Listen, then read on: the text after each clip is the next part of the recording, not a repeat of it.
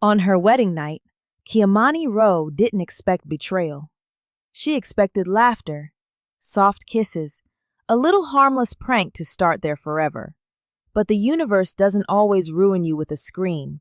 Sometimes it ruins you with a whisper, a door opening, footsteps that don't belong to you, and the man you just married saying the one sentence that makes your blood turn cold. She's not going anywhere, because to him, she wasn't a wife, she was a signature, a trap. A woman already bleeding and she hadn't even realized she'd been cut. If you're ready to see how she survives the man who planned her downfall, keep watching. Also comment where you are watching from and don't forget to subscribe to the channel. Kiamani Rowe was still smiling when the door opened. She was pressed flat against the carpet, her wedding dress bunched awkwardly around her knees, one hand covering her mouth to trap the giggle threatening to escape. The hotel room smelled clean, citrus and fresh linen, and the air conditioning hummed softly above her.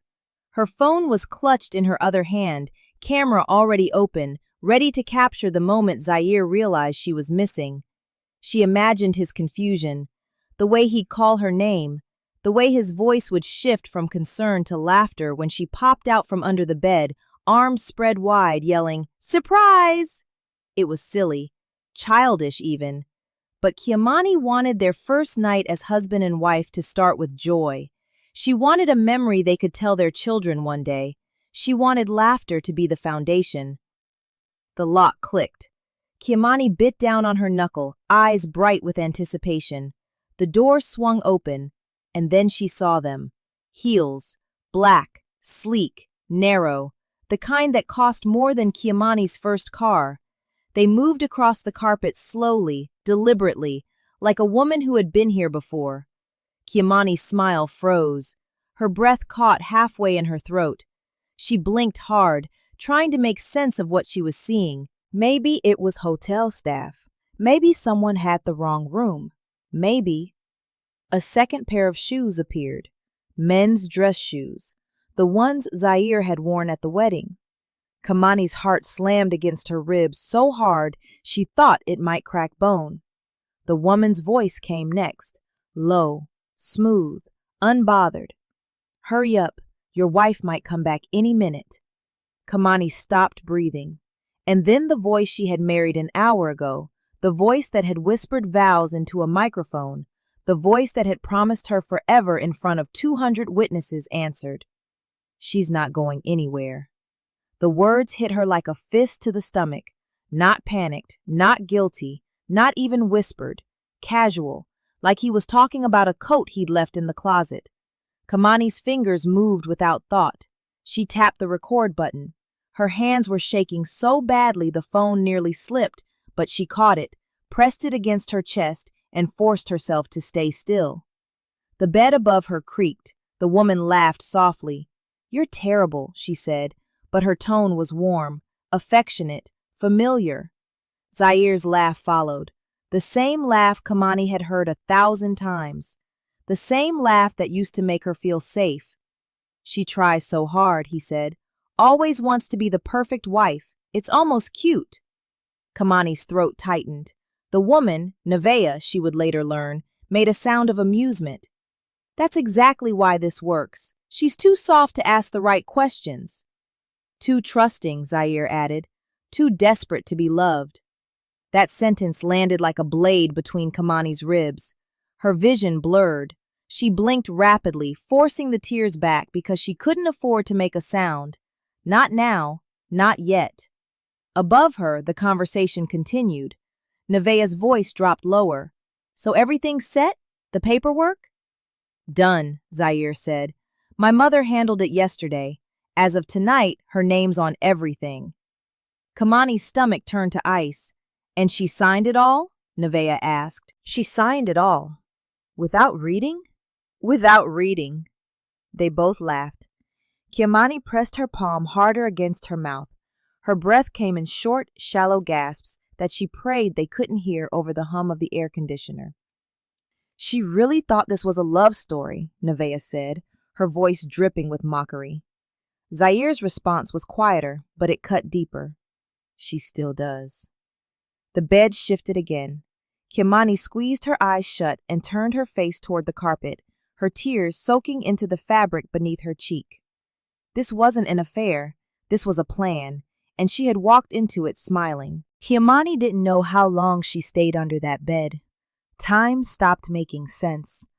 All she knew was the sound of their voices above her, the creak of the mattress, the rustle of fabric, the low, cruel laughter that filled the room like smoke. Nevaeh Kittrell wasn't just confident, she was comfortable. She spoke like a woman who had earned her place in this room, like she had been here before, like she would be here again. And Zaire? Zaire spoke like a man who had never loved Kimani at all. She cried during the vows, Nevaeh said at one point, her tone mocking. I saw her from the back. I thought she was going to pass out. She probably thought she won, Zaire replied. Poor thing. Kimani's jaw clenched so hard her teeth ached. They kept talking, about the wedding, about the guests, about Kimani's dress, which Nevaeh called desperate, about the reception, which Zaire called exhausting. Your mother played her part perfectly, Nevaeh said. That toast? Chef's kiss. Zaire chuckled. She's been waiting for this moment for 2 years. 2 years? Nevaeh sounded impressed. 2 years, Zaire confirmed, since we found out about the trust. Kimani's breath hitched. The trust. Her father's trust. The one she had inherited after he passed. The one Zaire had told her not to worry about. The one he said they'd manage together. She never even asked why you wanted a joint account so fast, Nevaeh said, almost laughing. She's too polite, Zaire replied. Too afraid of seeming difficult. Too well trained. Exactly. Kimani's entire body went rigid. Nevaeh shifted above her, and for a moment, Kimani thought she might look down, might see her, might catch her, but she didn't. Instead, Nevaeh said something that made Kimani's blood run cold. What happens if she tries to leave? Zaire's voice didn't change. She won't. But if she does? She signed a contract. She doesn't even know what's in it. And if she fights back? Then we handle it the way my mother handled the last one. Silence. Kimani's heart stopped. The last one. There had been someone before her, another woman, another wife, another target. Nevaeh's voice was quieter now, almost cautious. You never told me what happened to her. Zaire didn't answer right away. When he finally spoke, his tone was flat, detached. She left quietly. That's all you need to know. Kimani's mind raced. She thought about the way Zaire's mother, Drusilla, had smiled at her during the engagement party, the way she had insisted on being involved in every decision, the way she had pushed Kimani to sign document after document, always with the same reassurance. It's just to protect you, sweetheart. Kimani had trusted her. She had trusted all of them. Above her, the conversation shifted again. Nevaeh's voice turned playful. So when do I get to move in? Soon, Zaire said. How soon? Give it a few months. Let her settle into the role. Then we'll start the process. The process, Nevaeh repeated, amused. Slow and steady. She'll break eventually. They always do. Kimani bit down on her knuckles so hard she tasted blood. The bed creaked again. Nevaeh laughed. Zaire said something Kimani couldn't hear, and then the bathroom door opened. Water started running. Kimani stayed frozen. She counted to 60 in her head, then another 60, then another.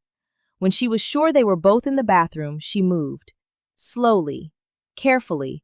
Her limbs felt like they belonged to someone else. She crawled out from under the bed, her wedding dress catching on the bed frame. She yanked it free, not caring if it tore. She stood up. Her legs shook so badly she had to grip the edge of the dresser to stay upright. She looked at her reflection in the mirror across the room. The woman staring back at her looked older than she had 2 hours ago. Her makeup was smudged. Her eyes were red. Her lips were trembling. But her hands? Her hands were steady enough to hold her phone, and the recording was still going. Kimani turned toward the door, smoothed her dress with shaking fingers, and walked out. She didn't look back. The hallway was too bright. Kiamani stood outside the hotel room door, blinking against the fluorescent lights, her breath coming in short, uneven bursts. Her legs felt like water. Her chest felt like it was caving in. She couldn't go back in there, but she also couldn't move. For a long moment, she just stood there, one hand pressed against the wall, the other clutching her phone like it was the only thing keeping her tethered to reality. A couple walked past her, laughing. The woman glanced at Kiamani's dress and smiled. "Congratulations," she said warmly. Kiamani's mouth moved, but no sound came out. The couple kept walking. Kiamani forced herself to move. She walked down the hallway on numb legs, her heels clicking softly against the carpet. She didn't know where she was going. She just knew she couldn't stay. She found a bathroom near the elevator, a single-stall family restroom with a lock on the door. She stumbled inside, locked it behind her, and collapsed. The tile floor was cold against her knees. Her wedding dress pooled around her like something abandoned. The fabric was heavy, suffocating.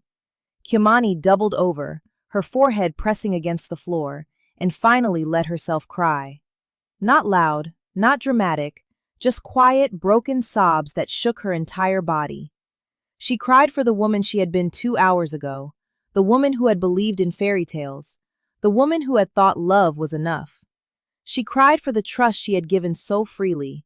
She cried for the future she thought she was stepping into. And she cried because she didn't know what came next. Her phone was still in her hand. She stared at it through blurred vision, the recording app still open, the timer still running. 1 hour and 12 minutes. She had recorded everything. Kiamani sat up slowly, her back against the wall, and replayed the last 10 minutes in her head. She signed it all without reading.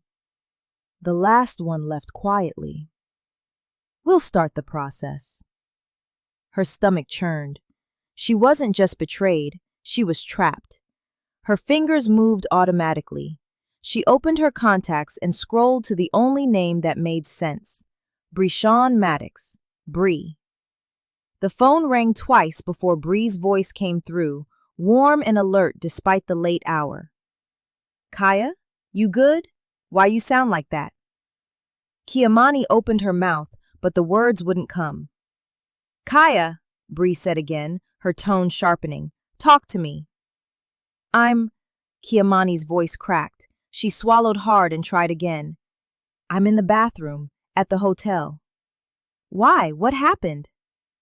"Bree, Take your time, baby. I'm right here." Kiamani closed her eyes and forced the words out. "He was with someone, in our room, on our wedding night." Silence.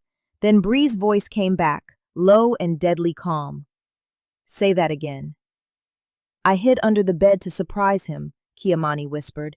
"And when the door opened, it wasn't just him. There was a woman, and they—" Her voice broke. Bree didn't interrupt, she just waited.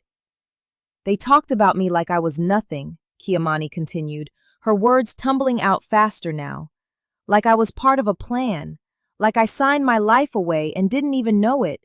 And Bree, there was someone before me, another woman, and she—" "Stop," Bree said firmly. "Stop. Listen to me." Kiamani pressed the phone harder against her ear. "You're not crazy," Bree said. "You heard what you heard, and you're not staying." Those words hit Kiamani like a lifeline. "I don't know what to do," she whispered. "Right now, you do nothing. You come stay with me tonight. Tomorrow, we figure it out. But tonight, you leave that hotel. You hear me?" Kiamani nodded, even though Bree couldn't see her. "Kaya, you hear me?" "I hear you." "Good. I'm sending you my location. You get in your car and you come straight here. Don't talk to him. Don't explain. Just leave." "Okay." "And Kaya? Yeah? You're not alone. Not anymore." Kamani's throat tightened, but this time the tears felt different. Less like grief, more like relief. Kamani made it to Bree's apartment just after midnight. She didn't remember the drive, didn't remember parking, didn't remember walking up the stairs. All she remembered was Bree opening the door, taking one look at her, and pulling her inside without a word. Bree didn't ask questions right away. She just sat Kamani down on the couch, handed her a glass of water, and waited.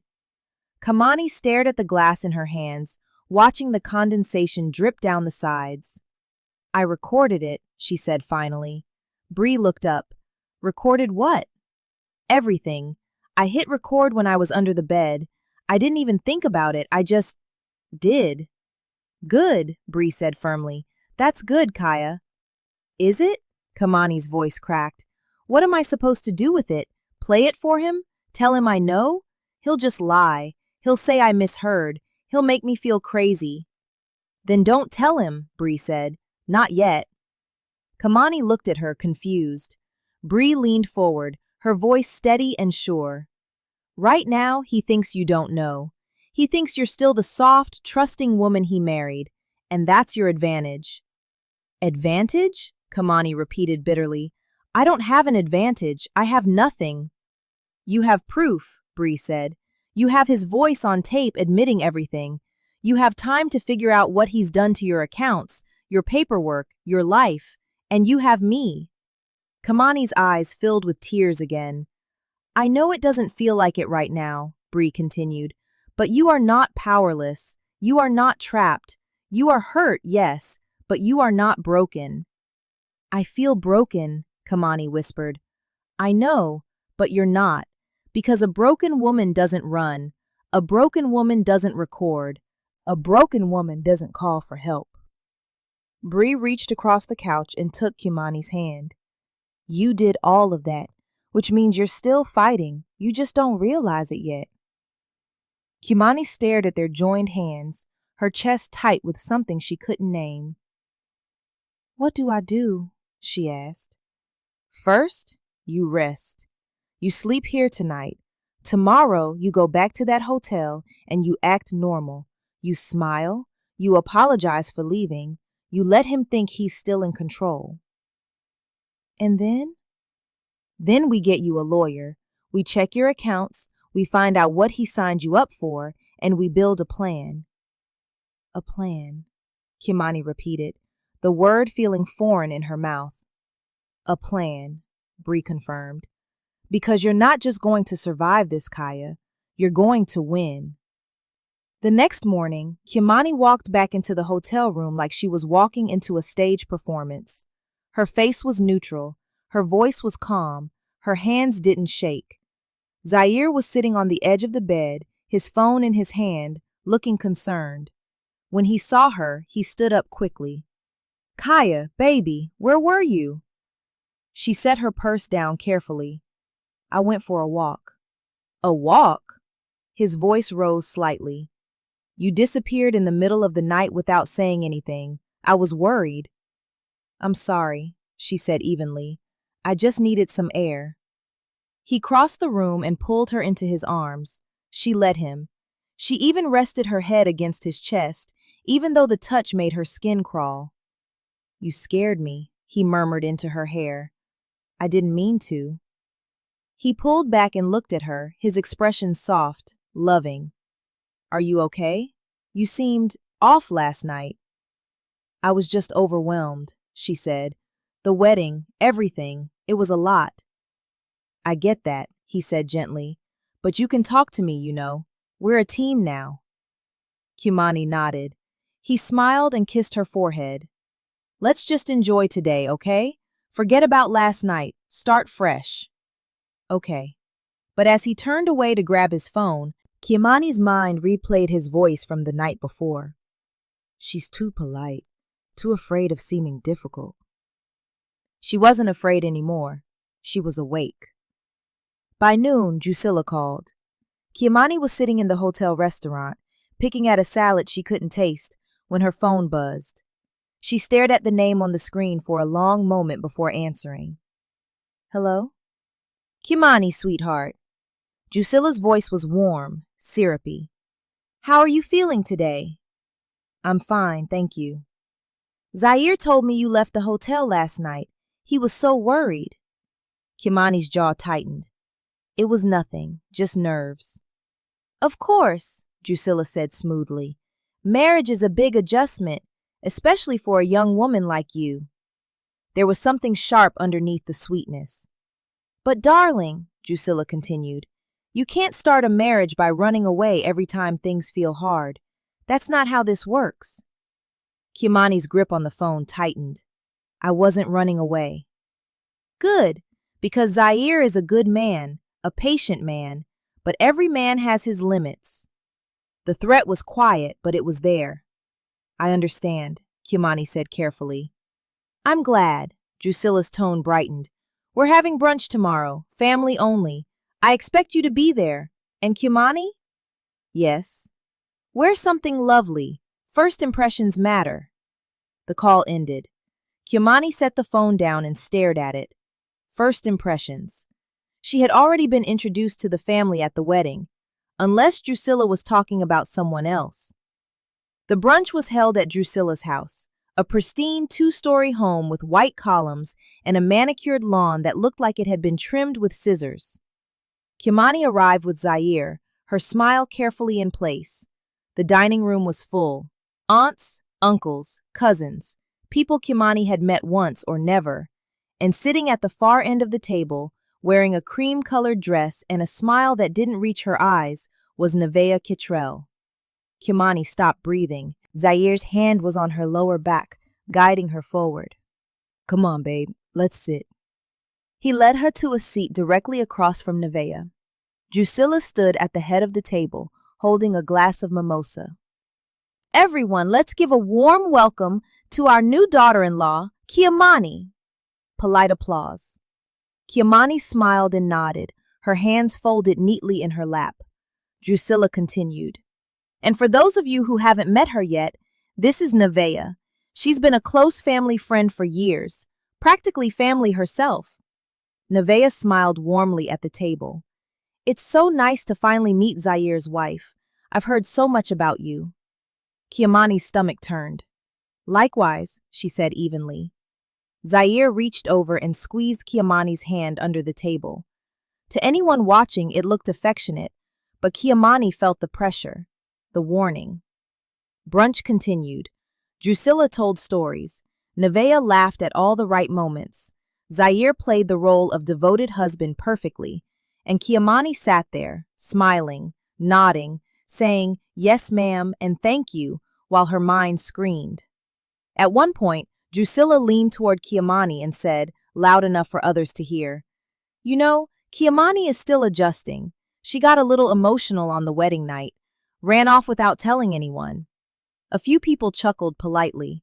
It's understandable, Drusilla continued. She's young, she'll learn. Kiamani's face burned. Nevaeh looked at her with something that might have been pity if it weren't so smug. Marriage is hard, Nevaeh said gently, but I'm sure you'll figure it out. Kiamani met her eyes, and for the first time since the wedding, she didn't look away. I'm sure I will, she said quietly. Something shifted in Nevaeh's expression, just for a second, but Kiamani saw it. After brunch, Kiamani excused herself to the bathroom. She locked the door, pulled out her phone, and opened her banking app. Her hands were steady now. She logged in, and there it was, a new authorized user on her primary account. Zaire Llewellyn, added 3 days before the wedding. Kiamani scrolled further. A second email address linked to her account, one she didn't recognize. Documents accessed, papers signed electronically, transactions pending review. Her father's trust, transferred into a joint account she didn't remember opening. Kiamani's breath came slow and controlled. She took screenshots of everything. Then she opened a new note on her phone and started writing down names, dates, details. She wasn't just remembering anymore, she was building a case. That night, Kiamani couldn't sleep. She lay in bed next to Zaire, staring at the ceiling, replaying everything she'd learned. The bank account, the email, the documents, the trust. It wasn't just betrayal, it was theft. Zaire had systematically positioned himself to take everything she had, and he'd done it with a smile on his face and a ring on her finger. She turned her head slightly, watching him sleep. He looked peaceful, content, like a man who had won. Kiamani's jaw tightened. The next morning, she told Zaire she had a doctor's appointment. He barely looked up from his phone. Okay, you need me to come? No, she said lightly. Just a routine checkup. All right, love you. Love you too. The lie tasted like ash. Kiamani didn't go to a doctor. She went to see Pastor Kendrell Sloan. She had known him since she was a teenager. He had officiated her parents' vow renewal. He had prayed with her when her father died. She trusted him. His office was small and warm, filled with books and soft lighting. He stood when she entered, concern already etched into his features. Kiamani, sit down, child. What's wrong? She sat, and then she told him everything. The wedding night, the recording, the bank accounts, the brunch, Nevaeh, Drusilla, the other wife. Pastor Kendrell listened without interrupting. When she finished, he leaned back in his chair and exhaled slowly. Kiamani, he said carefully, this is not love. Her throat tightened. This is control, he continued. This is manipulation. And if what you're telling me is true, this is criminal. What do I do? She whispered. You protect yourself, he said firmly. You get a lawyer, you secure your finances. You do not let this man or his mother convince you that you're overreacting. But I signed things, she said. I don't even know what I signed. Then we find out, he said. But Kiamani, I need you to hear me. You are not trapped. You are not helpless. You are in danger, yes, but you are also smart, and you are not alone. She looked at him, her eyes brimming with tears. You believe me? She asked. I believe you, he said, and I'm going to help you. Pastor Kendrell referred Kiamani to a lawyer. Her name was Octavia Rains, and she didn't waste time with pleasantries. Tell me everything, she said. Kiamani did. Octavia took notes, her expression unreadable. When Kiamani finished, Octavia set down her pen and looked at her. Do you have proof? I have a recording, Kiamani said, and screenshots of my bank accounts. Good. Send them to me. All of them. Kiamani nodded. Now, Octavia continued, I'm going to be blunt with you. What you're describing is financial abuse. It's fraud. And depending on what we find in those documents you signed, it could be grounds for annulment. Kiamani's heart leapt. Annulment? Possibly. If we can prove you were coerced or misled, the marriage can be voided, but we need to move carefully. If he suspects you know, he could escalate. Escalate how? Octavia's gaze was steady. You said there was another woman before you, another wife. Do you know what happened to her? Kiamani shook her head. Then we need to find out. It took Octavia 3 days to track down the other woman. Her name was Tamsin Collier. She had been married to Zaire for 6 months 5 years ago. She had left with nothing, and she was willing to talk. They met at a coffee shop in a part of town Kiamani didn't recognize.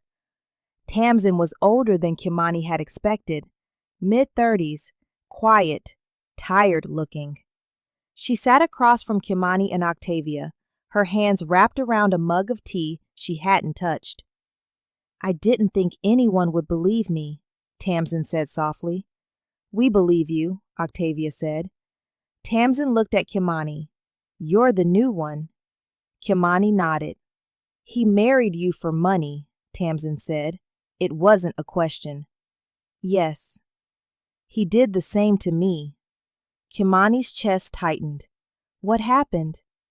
Tamsin's hands tightened around the mug. His mother introduced us, Drusilla. She was charming, convincing. She told me Zaire was a good man, that he'd take care of me. She paused. He did take care of me, she continued bitterly. He took my savings, my inheritance, my car. My name was on everything, but I couldn't access any of it. When I tried to leave, he told me I'd signed a contract, that I owed him. Did you? Octavia asked. I don't know, Tamsin said. I signed so many things. He always had a reason, always made it sound like it was for my protection. Kimani's blood ran cold. "How did you get out?" she asked. Tamsin looked at her, her eyes hollow. "I didn't, not really. I just disappeared one night, left everything behind. My bank accounts, my credit, my apartment, everything. I moved to another state and started over." "Did he come after you?" "No. I think he realized I had nothing left to take." Silence settled over the table. Then Tamsin leaned forward. "But you," she said, looking at Kimani, "you're still here, which means you still have something he wants." Kimani swallowed hard. "And if you don't leave now," Tamsin continued, "he'll take it all, just like he did to me." Kimani didn't cry when she left the coffee shop. She didn't scream, didn't panic, didn't fall apart. She just drove home, parked the car, and sat in the driveway for 20 minutes, staring at the house she had moved into 2 weeks ago. The house that didn't feel like hers, the life that had never been real. When she finally walked inside, Zaire was in the kitchen, scrolling through his phone. "Hey, babe," he said without looking up. "How was your day?" "Fine," she said calmly. "Good." He didn't ask where she'd been. He didn't care. Kimani set her purse down, walked past him, and went upstairs. In the bedroom, she opened her laptop and logged into her email. She found the messages Zaire had sent from her account, the ones she didn't write. She found the documents she had signed. She found the contract, and she read every word. It took her 2 hours. When she finished, she understood. Zaire hadn't just married her for her father's trust. He had married her to transfer debt, loans she didn't know existed, credit cards opened in her name, medical bills from his mother that were now Kimani's responsibility. The trust wasn't going to Zaire. It was going to pay off his debts. And when it was gone, he would leave, just like he'd left Tamsin. Kimani closed the laptop. She didn't scream. She didn't cry. She smiled. That night, Zaire tried to initiate intimacy. Kimani turned toward him, her expression soft. "I'm not feeling well," she said gently. "Maybe tomorrow?" He sighed, but he didn't push. "Okay, get some rest." "I will." She waited until his breathing evened out. Then she got up, went downstairs, and made copies of everything. Every document, every screenshot, every bank alert. She uploaded them to a cloud account Zaire didn't know about. She sent them to Octavia, and then she went back to bed. The next morning, Zaire told her he needed to leave town for a few days. "Business," he said vaguely. "Okay," Kimani said. "When will you be back?" "Friday." "I'll miss you." He kissed her forehead. "I'll miss you too." He didn't, and she knew it. The moment his car pulled out of the driveway, Kimani called Octavia. "He's gone," she said. "Good," Octavia replied. "We have 3 days. Let's move." Octavia moved fast. By Wednesday, Kimani's bank accounts were frozen and secured. By Thursday, the documents Zaire had forged were flagged. By Friday morning, Kimani was sitting in Octavia's office with a legal strategy that made her feel, for the first time in weeks, like she could breathe. "When he gets back," Octavia said, "you do not engage. You do not argue. You stay calm. Let him think everything is fine. And then? And then we serve him." Zaire came home Friday evening, looking relaxed. "Hey, babe," he said, dropping his bag by the door. "Miss me?" "Of course," Kimani said, smiling. He walked over and kissed her. She let him. "Dinner?" she asked. "Yeah, let me shower first." "Take your time." While Zaire was upstairs, there was a knock at the door. Kimani opened it. A process server stood on the porch, holding a manila envelope. "Kimani Rowe?" "Yes." "This is for your husband." She took the envelope. "Thank you." When Zaire came downstairs, she handed it to him. "Someone dropped this off for you." He frowned, opening it. His face changed as he read. "What the hell is this?" "Legal papers," Kimani said calmly. "I can see that. Why are you—" He stopped, his eyes narrowing. Did you talk to a lawyer? Yes. Why? Because you committed fraud.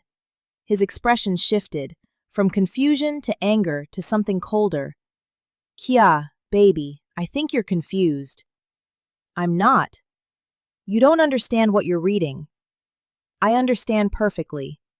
He took a step toward her. You need to calm down. I am calm.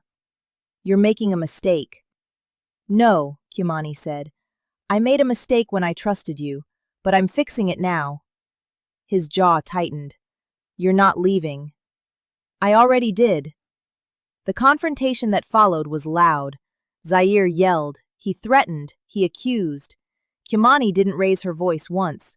She just stood there, arms crossed, and let him burn himself out. When he finally stopped, breathing hard, she spoke.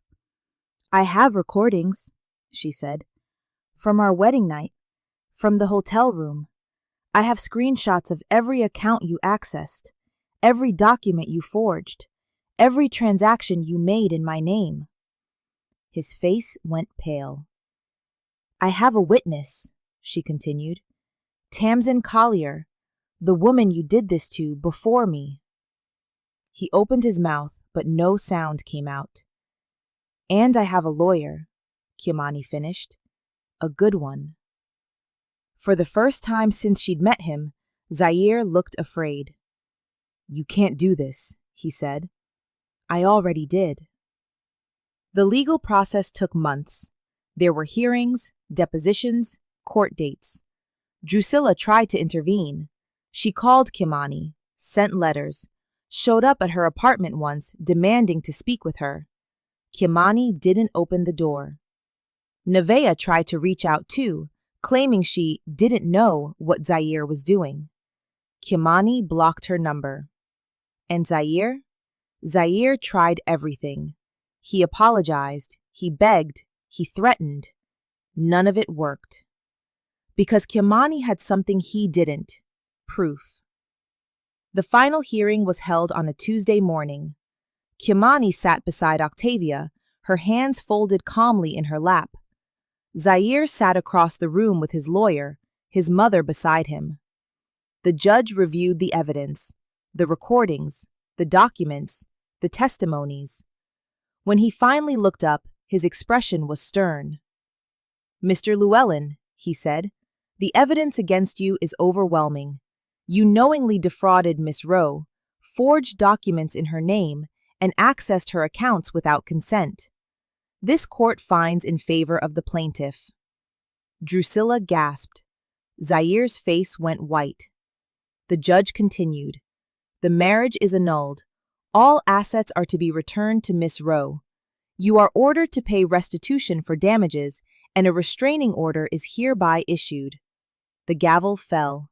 It was over. Kimani walked out of the courthouse that day with her head high. Bree was waiting for her on the steps, arms open. Kimani fell into them, and for the first time in months, she let herself cry, not from pain, from relief. You did it, Bree whispered. You did it, Kaya. I did, Kimani said, her voice thick with tears. I really did.